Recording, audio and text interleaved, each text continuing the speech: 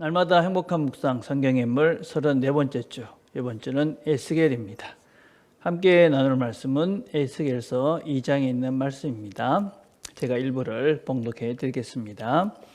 그가 내게 이르시되 인자야 내 발로 일어서라 내가 내게 말하리라 하시며 그가 내게 말씀하실 때에 그 영이 내게 임하사 나를 일으켜 내 발로 세우시기로 내가 그 말씀하시는 자의 소리를 들으니 내게 이르시되 인자야 내가 너를 이스라엘 자손 곧 패역한 백성 나를 배반한 자에게 보내노라.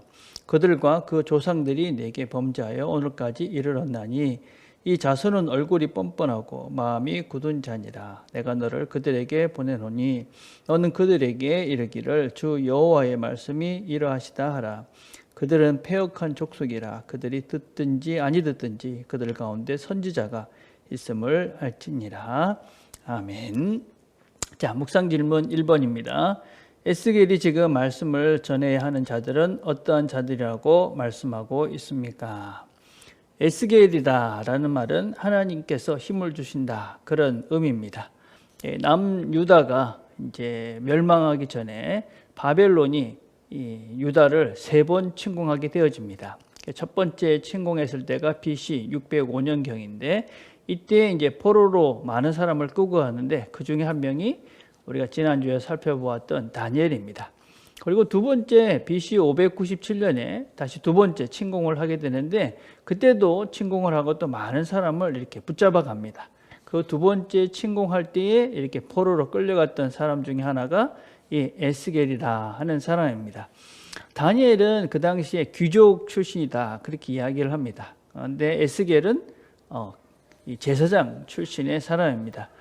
보통 제사장들은 20세부터 제사장으로 섬기기 위해서 준비를 합니다. 그래서 20세부터 30세까지 약 10년 동안 이렇게 이제 제사장으로서 준비를 하게 되어지는데 이 에스겔이 포로로 잡혀갔던 나이는 25살 정도 되었을 때에 포로로 잡혀가게 되어지고 포로로 잡혀간 후에 하나님의 말씀이 이 에스겔에게 임해서 선지자로 세움을 받게 되는 것이 에스겔입니다. 자, 그런데 이 선지자로 끌려가서 이 포로로 끌려가서 이 다시 선지자로 세움을 받았는데 이 세움을 받았을 때 그 말씀을 전해야 되는 그 사람들이 어떤 사람이라고 성경이 이야기를 하고 있냐면 패역한 백성, 나를 배반한 자들, 얼굴이 뻔뻔한 사람들, 마음이 굳은 사람들, 이런 사람들을 위해서 너가 선지자로 세움을 받았다 이렇게 말씀을 하고 있습니다. 여러분, 에스겔은 처음 참 낙심을 했을 것입니다. 제사장으로서 나름대로 준비를 잘하고 있었는데 포로로 끌려와서 그는 어떤 면에서는 참 어려운 시간을 보냈는데 또 부름을 받았습니다. 선지자로 부름을 받았는데 이 선지자로 부름을 받아서 말씀을 전해야 되는 대상들이 어떤 사람들이냐? 그 사람들은 마음이 굳고 패역하고 참 어떤 면에서 뻔뻔한 그런 사람들에게 하나님께서 이를 보냈다 그렇게 이야기를 하고 있습니다.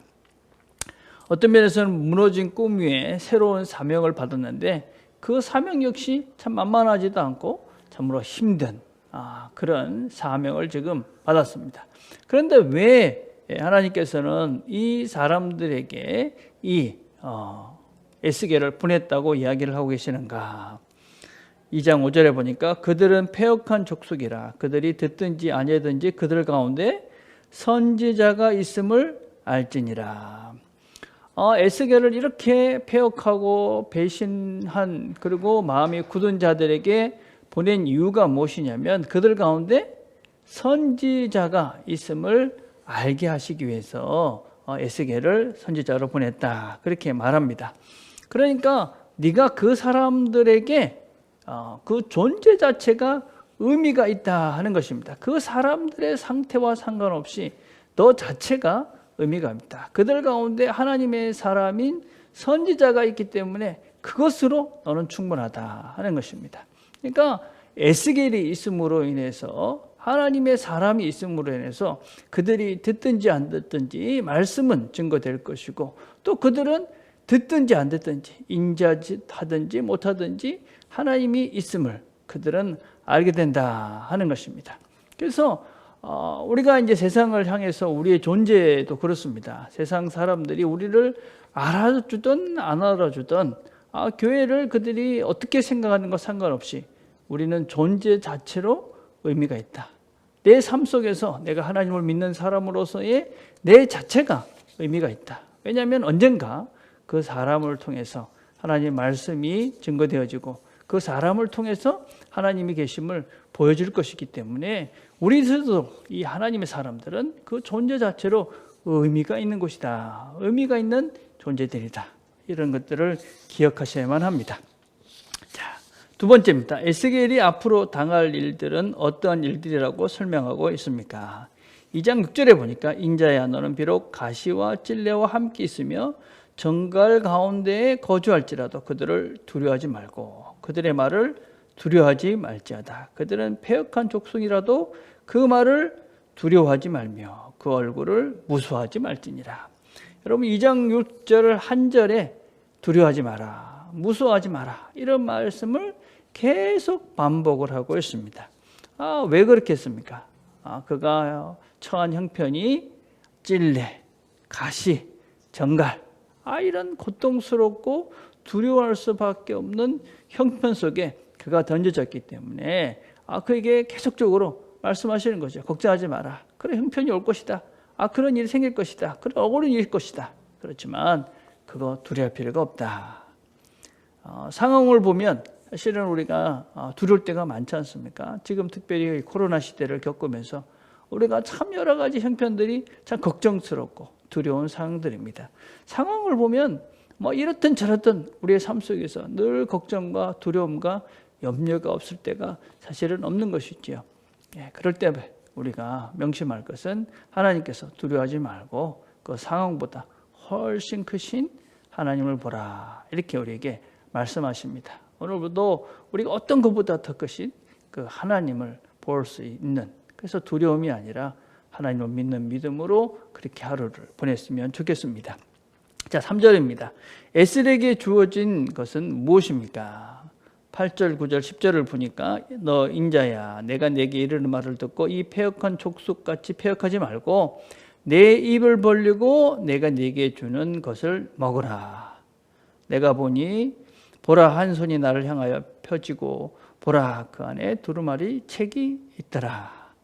그가 그것을 내 앞에 펴시니 그 안팎에 글이 있는데 그 위에 애가와 애곡과 재앙의 말들이 기록되었더라. 말씀을 먹어라 이렇게 에스겔에게 말씀합니다. 그런데 그 말씀이 어떤 것이냐? 애가와 애곡과 재앙이다. 심판의 말씀들입니다. 여러분 말씀을 우리 마음속에 잘 심는 것입니다. 말씀을 먹어라.